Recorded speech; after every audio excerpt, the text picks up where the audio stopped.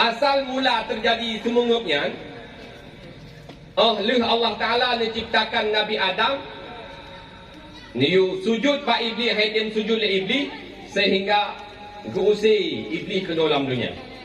Wate iblis ke dalam dunia, ikli iblis huberaya. Kebetulan na saboh dicem, ya tayang pak iblis pakai kaki iblis, puham kukli, ilung berakan dalam surga dino kaki tebi le Allah Ta'ala ku dalam dunia.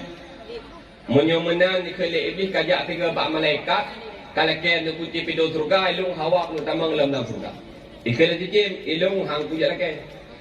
Kemudian lewat apa hulu. Ikele iblis hulu ke bantu long dia. Putra ke bantu. Kajak bak malaikat jaga pintu surga, kalau kena nak kunci kai buka pintu surga. Ikele hulu ilung hang kujak. Menyo memang hang katujut, kahah babah mentang ku tamang lam babah kah, katunyok ku deh.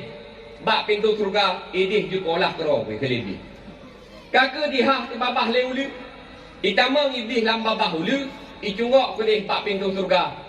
Hut iblis kudih lam surga, irayu Nabi Adam sehingga roh lupajuh pokul gila Nabi Adam.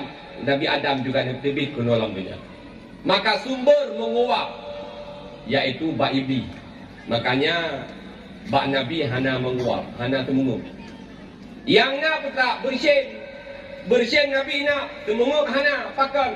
Karena menyo bersin ada yang gegalak oleh Allah Ta'ala, menyo semengup ada yang gebenci oleh Allah Ta'ala. Makanya wate bersin tunatkan alhamdulillah, pakan kun alhamdulillah, karena na nikmat oleh bersin. Putra nikmat itanya wate bersin muno nyan mata hana terang dekala, punyung hana du tengah bersin, leh bersin kaglah tak dengar, maka sunatkan alhamdulillah. Yang lo nu pegah Nabi hantam semengup. Nabi hantam yang melumpur malam puro selama-lama. Mesemengup Nabi pidan ni bak zaman sepanjang masa.